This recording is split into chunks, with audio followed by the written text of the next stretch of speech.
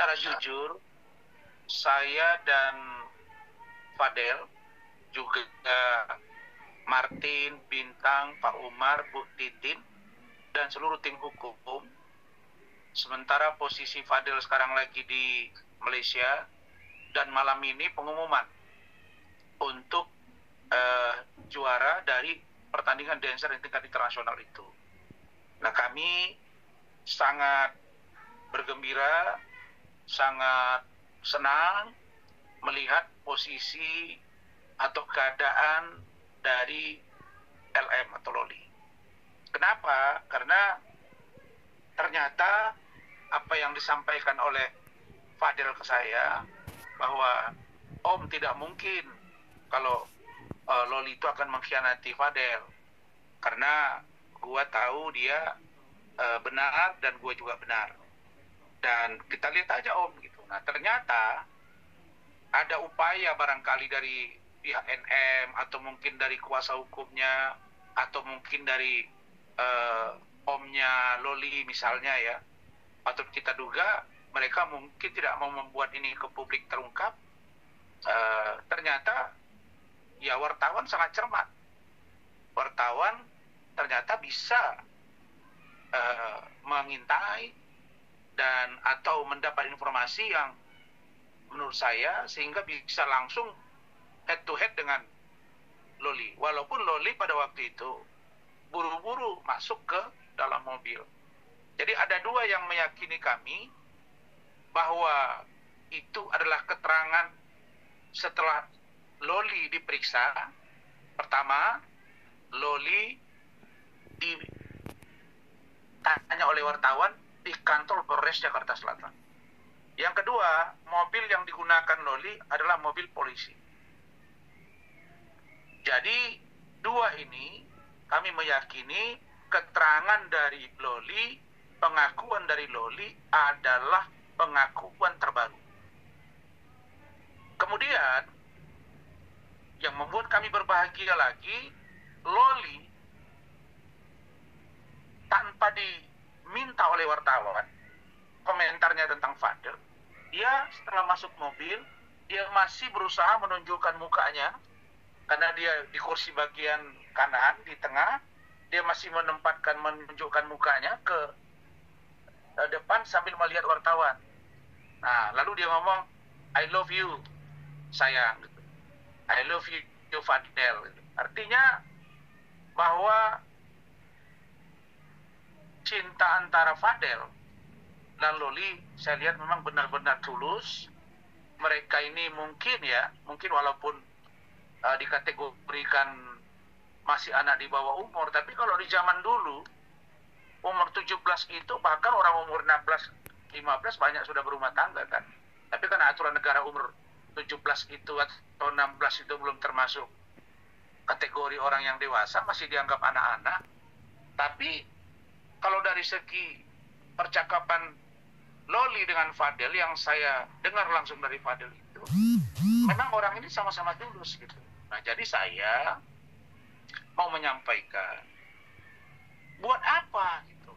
Buat apa kasus ini dipaksakan dalam pengertian oleh NM untuk sampai diproses ke pengadilan misalnya?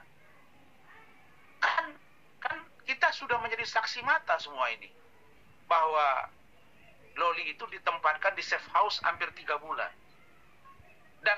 Dan ternyata setelah 3 bulan hatinya tidak berubah terhadap Fadel. Dan Fadel juga tidak berubah hatinya terhadap Loli. Nah, maka saya katakan bahwa kita jangan pernah menganggap orang yang mungkin kita anggap anak kita lebih punya kemampuan materi, harta, pangkat, jabatan, terus kita menganggap calon dari anak kita itu orang rendahan, orang tidak punya.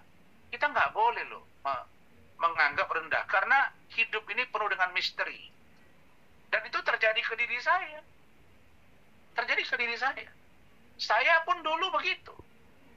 Waktu saya melamar istri saya, Eli, itu saya direndah-rendahkan, dihina-hinakan.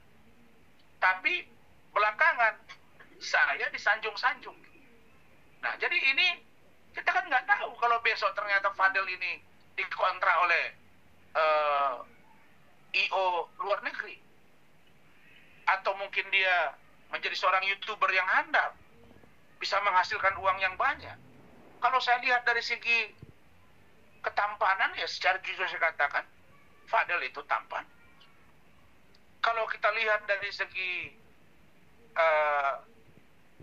Loli, ya saya kira sepadan lah buat seorang Fadel, tanpa kita menganggap bahwa kata-kata saya ini sebagai upaya untuk memaksakan diri. Bukan. Saya hanya ingin menyentuh hati nurani dari NM, menyentuh hati nurani dari omnya Loli, menyentuh hati nurani dari adiknya NM, menyentuh hati nurani dari pengacaranya. Ini kan fakta yang paling besar. Setelah 3 bulan di safe house, ternyata Loli mengatakan kata-kata masih sangat sayang kepada Fadel. Nah, karena itu kami dari tim hukum punya sikap yang terang bahwa kalau tidak ada pengakuan Loli yang memberatkan Fadel, kalau Loli mengatakan bahwa tidak benar ada aborsi, tidak benar dia dihamili oleh Fadel, maka penyidik jangan paksakan kasus ini. Walaupun misalnya disebut alat bukti itu di KUHP ada 5. Keterangan saksi, keterangan ahli, surat, petunjuk, dan keterangan terdakwa. Tapi orang yang paling berkepentingan dan orang yang paling objektif memberi keterangan di dalam kasus ini adalah Loli. Kenapa saya katakan Loli? Karena memang Loli lagi berseteru dengan maminya atau aminya. Dan ternyata safe house tidak cukup kuat untuk merontokkan cinta mereka.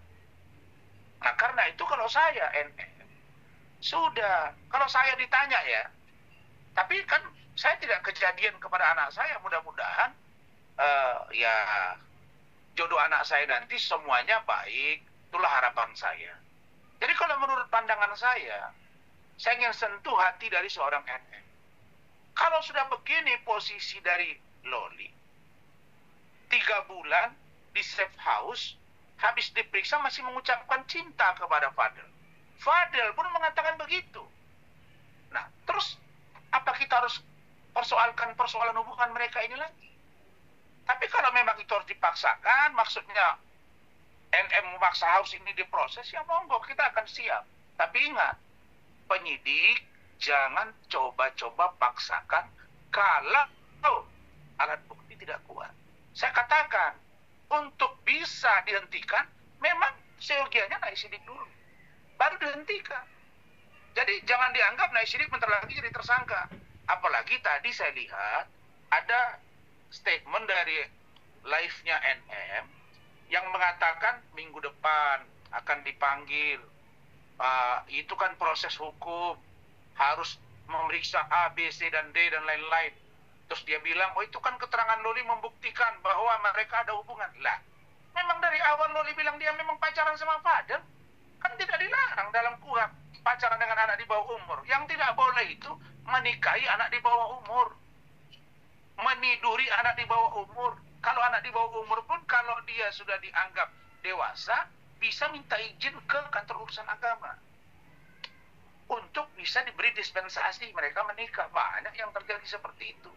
Jadi ini semuanya adalah gambaran nyata bahwa Loli dan Fadel hatinya benar-benar satu. Dan menurut saya, justru kalau ini dibelah dalam pengertian dipisahkan mereka, saya khawatir salah satu di antara mereka mungkin akan sangat tidak siap menerima ini, dan bisa jadi terjadi seperti orang yang dipaksa putus hubungan. Karena dalam pikiran saya, ya mohon maaf ini, begitu umur 18 tahun, seandainya pun ada masalah hukum di antara mereka, saya yakin mereka akan pergi lari. Gak akan bisa dihambat ini. Kenapa? Karena ini pikiran-pikiran yang muncul dari kedua belah pihak. Saya bicara ini sebagai seorang akademisi juga. Saya dosen sampai hari ini. Ya, di samping saya sebagai seorang lawyer, saya melihat dari perspektif ilmu jiwa perkembangan, psikologi antara Fadel dan Loli berat untuk dipisahkan.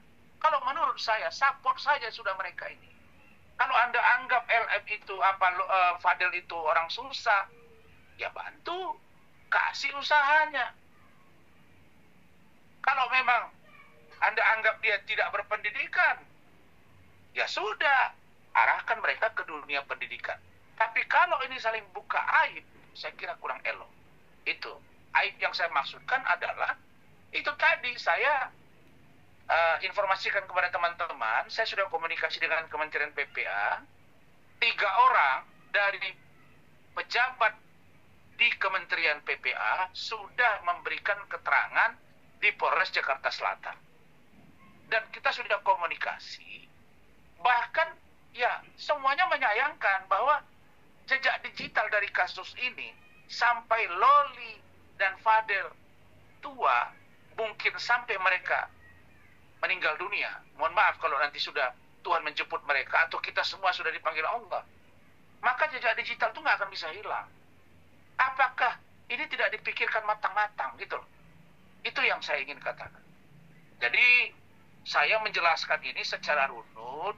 Kami berkeyakinan bahwa keterangan Loli kemarin amat sangat membuka tabir bahwa satu, cinta mereka amat kuat.